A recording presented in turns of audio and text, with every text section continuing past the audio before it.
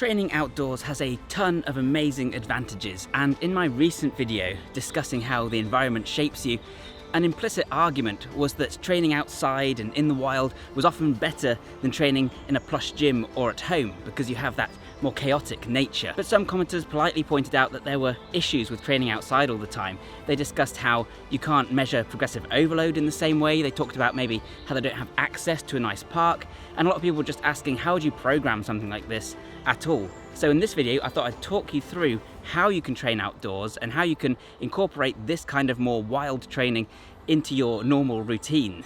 We're going to train like Tarzan. Let's go. So first, let's talk about why you should train outside and why being brought up in the wild like Tarzan really could result in some phenomenal performance. And the simple way to think about this is that the body craves complexity. I'm talking about chaos, I'm talking about variability. If you're constantly training in the same condition, in the same environments, then you're going to find that you ultimately hit a kind of plateau. So every time you pick up a barbell in a gym, it's the exact same movement pattern. You're lifting a straight, smooth bar off of a straight, flat ground. Conversely, if you pick up a heavy log, for example, now it's a grip challenge, so you have to try and grip on to the bark and prevent it from slipping out your hand. At the same time, it becomes a stability challenge for your shoulders because the weight isn't going to be evenly distributed. You're going to find that it rocks more to one side, and that's also going to engage your obliques and your hips and your multifidus. And when you've finished pressing a log, you can just launch it as far as you like, which is pretty cool and builds ballistic strength. If you do that in the gym with a barbell, what I find is you get kicked out. And according to Nikolai Bernstein, this can help to develop more robust motor patterns that then translate better to the real world, because when you move something in the real world, it's not going to be barbell shaped. There's a fine line to be walked here, because something like a push-up on a ring is so much more likely to lead to a wrist injury or to crush your fingers. But imagine that once you've built up that amount of strength and control, how much less likely you are to injure your wrist in other exercises that require that amount of wrist control. This is just a much more sensory rich experience. This is about not only exerting strength, but exerting strength in the correct way for your environment. It's about responding to the visuomotor landscape, which is what you need to be able to do if you're in a real setting. You're training your nervous system to become more agile, more stable, and better able to react to what's going on around it. This is also what brings the brain to life. If you repeat the same movement over and over again, it becomes rote. You don't need to focus. However, if you train in a novel and exciting way, something that maybe has a small element of risk, and we do need to be very careful doing this kind of stuff, then you're going to wake up the brain, you're going to trigger those dopamine systems, and plasticity is going to kick in a big way. This is just a far more engaging way to train, and by the same token, it's much more fun and exciting. Finally, this provides the kind of balance and the kind of complexity that a training program needs to prevent overlooking certain muscle groups that could lead to imbalances and later on issues with movement. For example, running on a flat surface can often lead to issues with IT band pain because you're running in a straight line all the time. You're never dodging from side to side, leading to tightness. Trail running, on the other hand, especially in barefoot or minimal shoes, is going to help you to develop the kind of stability you need in the legs and the hips to prevent that sort of pain and to prevent knee pain, help your knee track more easily. As I've talked about in the past, there are too many small muscle groups, too many areas that we can easily overlook if we train with just a few movement patterns. But by using the kind of variety and complexity and unpredictability that the environment provides us with, then we can make sure that we naturally cover all of these bases. And it's no surprise that the natural environment does all this because that's the environment that we evolved in, that's the environment that shaped us. So it's not so much the case that the environment happens to be just right for us, it's more the case that we happen to be just right for the environment. So that's enough about why you should go and train outside and in the wild.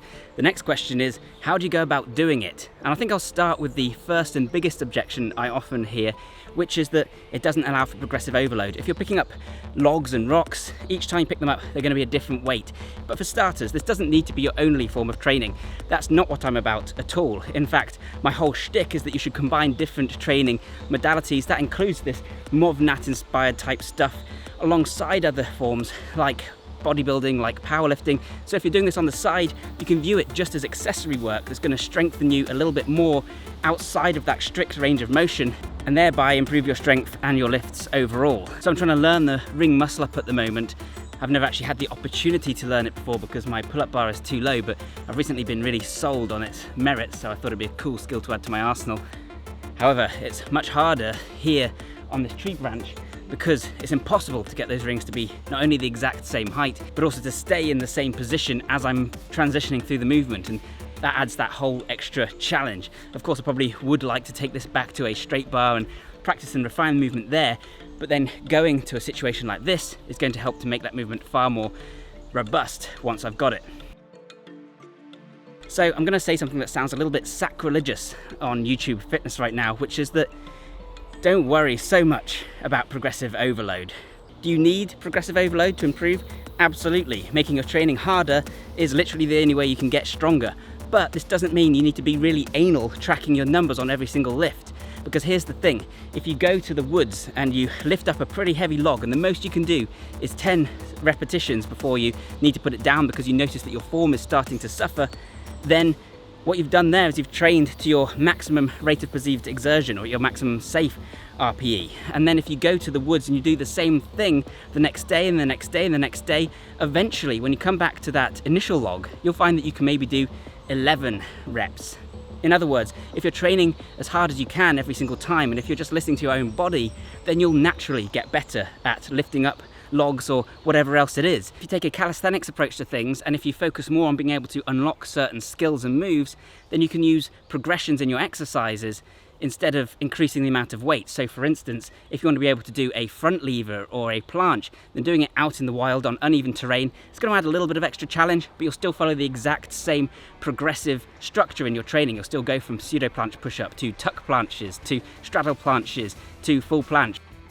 And the variation in the tree branch might mean that you don't progress quite as linearly. There will be days where you can't do as many pull-ups as the day before, but this isn't actually the end of the world. You're still going to be trending upwards, and you're also filling in those little gaps along the way that you can't necessarily measure. We shouldn't be so fixated on numbers. Or of course, you can keep going back to the same spot, use the same log, the same branch, and then you can literally see yourself progress and get better at those things. However, that's kind of missing the point. Next issue that a lot of you have brought up when it comes to training outside and in a more wild environment is that you just don't have access to something like this, and therefore you can't train this way. Many people comment saying like, where do you live, man? It's beautiful, etc, etc. And yeah, I am very fortunate to have stuff like this near me. However, let's be real, it's not like paradise here. This is a really small nature reserve. It takes about 5 minutes to walk all the way across it. I found a kind of like clearing in the woods where not too many people pass through, but I'm still stopping all the time for people with dogs. They're checking out my rings, etc. That's not a euphemism. Basically, it's not the perfect environment to be training in, but I'm just making do. And some people commented on my crawling video and said that that was a beautiful spot. Well, that was actually just literally a big patch of grass in a housing estate next to a pond that's always empty and covered in bugs. I just used clever camera angles to make it look beautiful. I do live in Oxfordshire, and there are a lot of really beautiful places around me. I drive to places like Brill sometimes, to Watlington, and I'm lucky that I've got that option, but there's still a 20 or 30 minute drive, and I make the trip more for the videos rather than for the training. In the past, I've trained literally on a tree on the side of a road, and there's so much you can do with a tree, as I hope you're seeing, and there's so much you can do with a log. But if you don't have access to even a tree, you still don't need to worry, because you can train this way at home, even indoors, just by choosing the right equipment. You just want to simulate this kind of environment. So something like a sandbag is the perfect example of that, because a sandbag isn't a straight bar that moves in a predictable manner. In fact, it's even less predictable than many of the stuff out here. The weight inside the bag shifts around. It's unaccommodating resistance, so every time you perform a snatch or a clean, it's going to be slightly different, and this is something I've talked about in the past. Likewise, you can train with medicine balls, you can climb ropes, you can put gymnastics rings on some bars even at your gym, so there's loads of options. Even just tie a bed sheet around a door and do some bodyweight rows.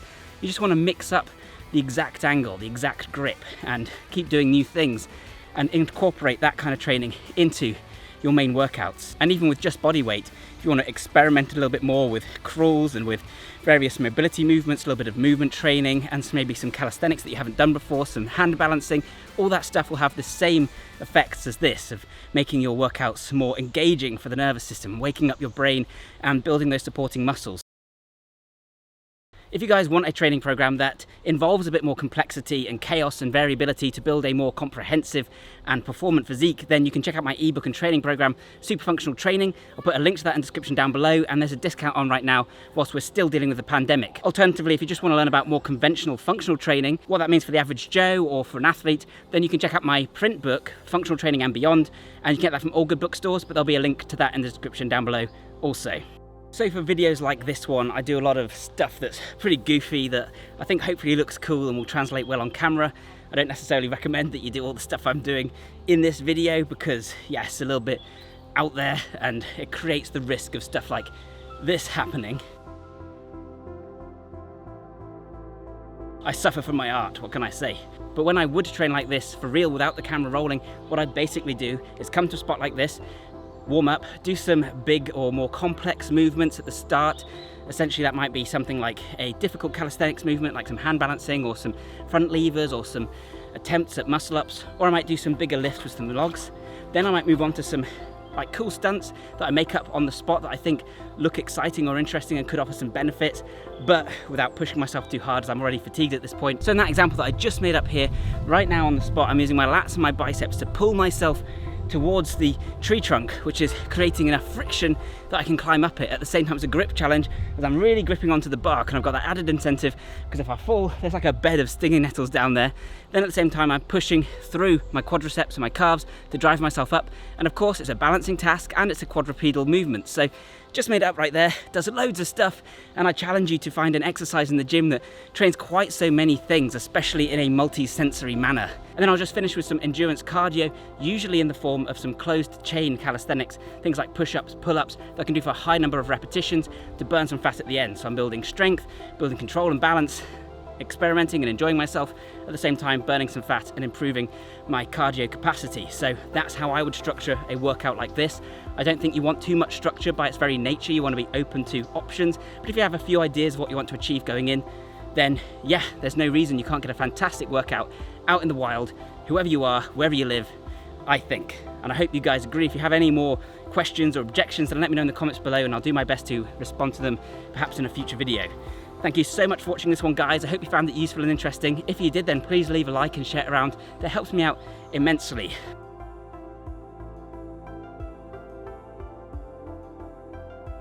If you want to see more like this, then subscribe, hit the bell button if you want to be notified of future uploads. And yeah, I'll see you on the next one. Thanks for watching, and bye for now.